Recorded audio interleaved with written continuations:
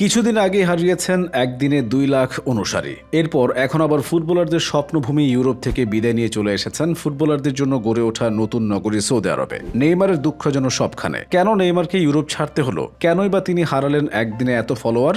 Neymar পৃথিবীর সবচেয়ে জনপ্রিয় তারকা ফুটবলারদের একজন। তার বিরুদ্ধে প্রেমিকার বিশ্বাস ভেঙে অন্য কারো সঙ্গে সম্পর্ক জড়ানোর অভিযোগ উঠবে, আর সেজন্য ভুল স্বীকার করে ক্ষমাও চাইবেন। তাতে নেইমারের জনপ্রিয়তায় ভাটা পড়াই স্বাভাবিক। ঘটেছেও তাই। ভুল স্বীকারের একদিনের ভেতরে ইনস্টাগ্রামে 2,10,000 অনুসারী হারিয়েছিলেন নেইমার। সন্তান সম্ভবা প্রেমিকার বিশ্বাস ভঙ্গের অভিযোগ উঠেছিল তার বিরুদ্ধে।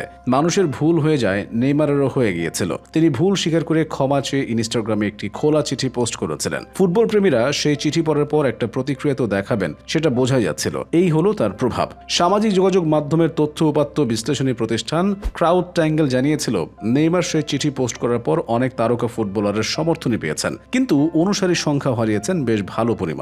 প্রতিষ্ঠানটির হিসেবে 78,000-এর কিছু বেশি অনুসারী হারিয়েছেন নেইমার। চিঠিটি পোস্ট করার আগে ইনস্টাগ্রামে নেইমারের অনুসারীর সংখ্যা ছিল প্রায় 21,210,000। কাল পর্যন্ত অনুসারীর সংখ্যা কমতে কমতে দাঁড়িয়েছে প্রায় 21,140,000। নেইমারের ইনস্টাগ্রাম অ্যাকাউন্ট দেখে বোঝা গেল অনুসারীর সংখ্যা আরো কমেছে। তার অনুসারীর সংখ্যা এখন 21 কোটি, অর্থাৎ একদিনের ব্যবধানে 2,10,000 অনুসারী কমেছে পিএসজির এই ব্রাজিলিয়ান তারকার। সামনের সংখ্যাটা যে আরো কমবে তা বলাই বাহুল্য। ফুটবলারদের মধ্যে ইনস্টাগ্রামে অনুসারীর সংখ্যায় তৃতীয় নেইমার। 59,20,00,000 অনুসারী নিয়ে সবার উপরে ক্রিস্টিয়ানো রোনালদো। 47,40,00,000 অনুসারী নিয়ে দুয়ে লিওনেল মেসি। নেইমারের ভুল স্বীকার করে ক্ষমা চাওয়ায় পোস্টে লাইক সংখ্যা 1,21,00,000-এর বেশি, মন্তব্য 186টি। সেখানে অনেক তারকা ফুটবলারই নেইমারের প্রতি সমর্থন জানিয়েছেন। ব্রাজিলের সংবাদ মাধ্যম ও টেম্পো জানিয়েছে, নেইমারের সব পোস্টের মধ্যে তার সন্তান সম্ভবা প্রেমিকা ব্রুনা বিয়ানকার্দির প্রতি ক্ষমা চেয়ে লেখা খোলা পোস্টে লাইক সংখ্যা সবচেয়ে বেশি। ব্রাজিলিয়ান সংবাদকর্মী এরলান বাস্তোস নেইমারকে নিয়ে একটি গুঞ্জনের কথা জানান।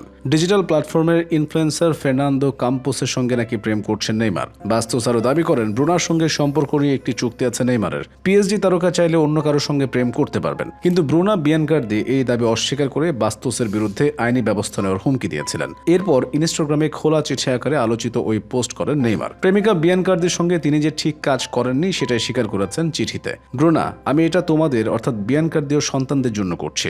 অসমর্থনীয় বিষয়কে যৌক্তিক বানানোর চেষ্টা করছে। এটা করার প্রয়োজন ছিল না, কিন্তু তোমাকে আমার জীবনে প্রয়োজন। আমি জানি এসব ঘটনায় তুমি কতটা ভুগছো এবং কতটা আমার পাশে থাকতে চাও। আমিও তোমার পাশে আছি। আমি ভুল করেছি, তোমার সঙ্গে ঠিক কাজটা করিনি। এইসব বিতর্কে নিজেদের ভাবমূর্তি যে নষ্ট হচ্ছে সেটা বুঝেই ব্রুনার কাছে সরাসরি ক্ষমা চান নেইমার। ব্রুনা, নিজের ভুলের জন্য আমি আগেই ক্ষমা চেয়েছি, অকারণে যে গুঞ্জন চলছে সেজন্য। কিন্তু আমি সবার সামনে স্বীকার করছি, ব্যক্তিগত কোনো বিষয় যখন সামনে চলে আসে তখন সে বিষয়ে সবার সামনে ক্ষমা চাওয়া উচিত। তোমাকে ছাড়া আমি নিজেকে ভাবতে পারি না।